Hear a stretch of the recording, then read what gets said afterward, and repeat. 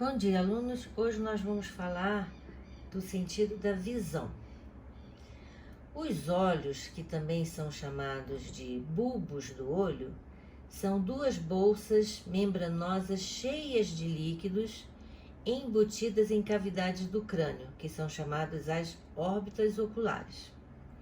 As células especializadas na captação dos estímulos luminosos, que são os estímulos da visão, são chamadas fotorreceptoras.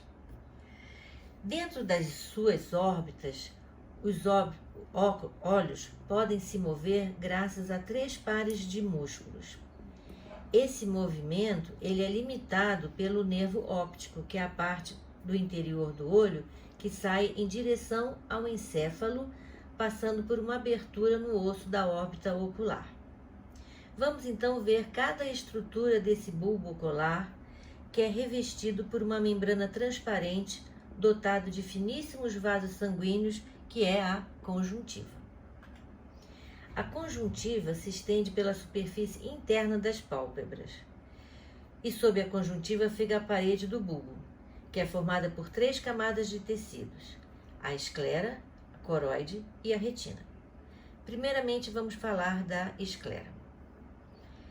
Ela é uma camada mais externa, que é constituída por tecido conjuntivo e que mantém também o formato arredondado do olho. Ela serve de apoio para os músculos e também é responsável pelo movimento dos olhos. A esclera tem a cor branca, mas na parte anterior ela apresenta uma área transparente à luz com uma maior curvatura, que é denominada córnea. Logo abaixo da córnea há uma câmara preenchida por líquido transparente, que é chamado humor aquoso. Esse líquido é constituído por água e sais dissolvidos, predominantemente o cloreto de sódio, e tem a função de nutrir a córnea e a lente também conhecida como cristalino antigamente. Esse líquido mantém a pressão hidrostática do olho e mantém o formato arredondado do olho, e também impede o deslocamento da retina. Existe um problema que é chamado glaucoma, que é quando a pessoa tem uma má drenagem deste líquido, e aí aumenta a pressão do olho e pode levar à cegueira. Aproximadamente são produzidos 5 ml desse líquido por dia. A outra camada do olho é chamada coroide. Ela é uma película rica em vasos sanguíneos que vão nutrir as células do olho. Sob a córnea, a coroide forma a íris, que é esse disco colorido do olho, no centro do qual há um orifício, chamado pupila. A pupila ela tem um tamanho regulável, por exemplo, quando a quantidade de luz que penetra no olho é grande, a íris se contrai e fecha a pupila. E quando há uma falta de luz, a pupila pode aumentar de diâmetro. E esse movimento é controlado pelo sistema nervoso autônomo, isso é, independente da nossa vontade. Atrás da íris encontra a lente, que antigamente a gente chamava de cristalino. A lente é uma estrutura que tem uma forma biconvexa e ela tem a função de dar nitidez e foco à imagem que vai ser formada na córnea. Vamos falar mais sobre a lente quando a gente falar de casos de deficiência de visão, tá bom? Atrás da lente encontra-se uma outra câmara preenchida por líquido viscoso transparente, que é o corpo vítreo, que também é responsável por manter a forma do olho. E por fim, chegamos à retina. A retina é uma camada que reveste internamente a câmara ocular e tem 2 tipos de células chamadas fotorreceptoras, que são os bastonetes e os cones. Primeiro vamos ver os bastonetes. Eles são extremamente sensíveis à luz, mas incapazes de distinguir cores. Então, com eles a gente enxerga o preto e branco. Os cones já são menos sensíveis à luz, mas possuem a capacidade de discriminar diferentes comprimentos de onda. Então, a gente pode, com eles, ter uma visão a cores. Quando a gente está na penumbra, a gente, por exemplo, vê razoavelmente bem objetos mas a gente não distingue as suas cores, porque na falta de luz ideal, apenas os bastonetes são estimulados. Os bastonetes são responsáveis pela visão noturna e são usados na visão periférica também. Eles são 100 vezes mais sensíveis à luz, mas detectam apenas tons de preto e branco. A retina de cada olho tem 6 milhões de cones e a maior parte é concentrada na fóvea, e 120 milhões de bastonetes, e poucos deles ficam na fóvea. Com essa informação, podemos concluir que essa região é menos sensível à luminosidade fraca do que as laterais do olho, né? Então, vocês podem fazer uma experiência. Então, você escolhe uma estrela de luz fraca no céu, isolada, e olha para ela. Você vai notar a diferença entre olhá-la diretamente e com o canto do olho. Você vai notar que, ao olhar a estrela diretamente, a imagem cai sobre a fóvea, onde há poucos cones. E essas células sendo menos sensíveis à luz de baixa intensidade. Mas se você olhar de lado, a imagem se desloca para áreas laterais da retina, onde os bastonetes são mais numerosos, permitindo assim perceber o brilho da estrela com mais intensidade. As fibras das células nervosas da retina se juntam em um mesmo ponto do globo ocular chamado disco óptico, da onde se origina o nervo óptico, que vai sair do olho e vai para o encéfalo.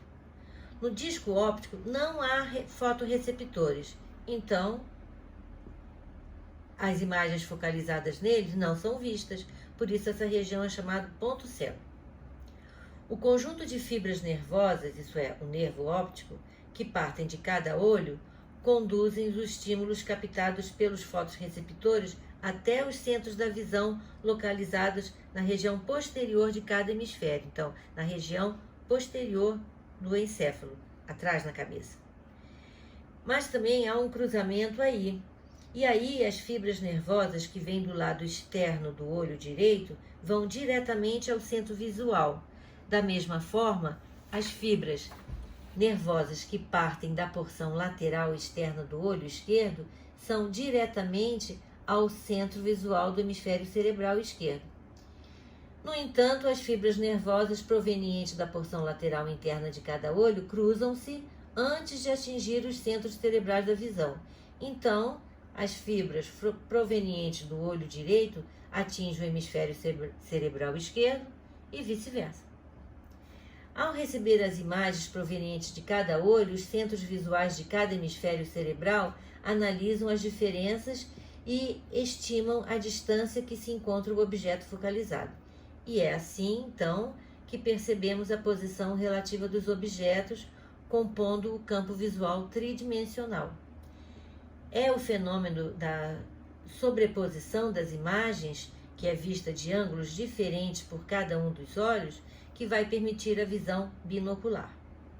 Vamos ver agora alguns problemas que podem surgir, que nós vamos chamar de doenças da visão.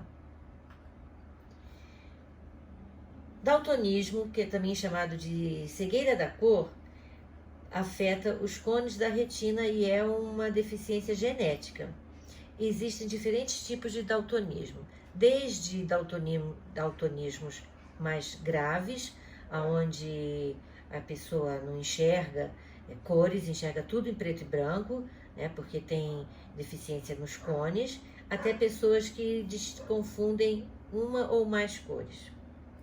O outro problema é a miopia. A miopia é quando a imagem se forma antes da retina. A pessoa míope, ela tem o globo ocular um pouquinho mais longo, assim meio bicudinho. E isso impede a focalização correta de objetos mais distantes. Então, a pessoa, para corrigir esse problema, deve usar lentes divergentes. Também tem um outro problema que é o chamado hipermetropia. A hipermetropia é um problema inverso da miopia. É quando o globo ocular é mais curtinho e as imagens se formam depois da retina. Aí as lentes devem ser convergentes. E também temos o problema chamado presbiopia, que é conhecida como vista cansada, porque geralmente afeta pessoas com mais idade, né? E ela é decorrente da perda da capacidade da acomodação da lente. O que acontece? A pessoa tem dificuldade em focalizar objetos próximos, e aí ela tende a afastar o objeto, a tentar, assim, tentando vê-los melhor.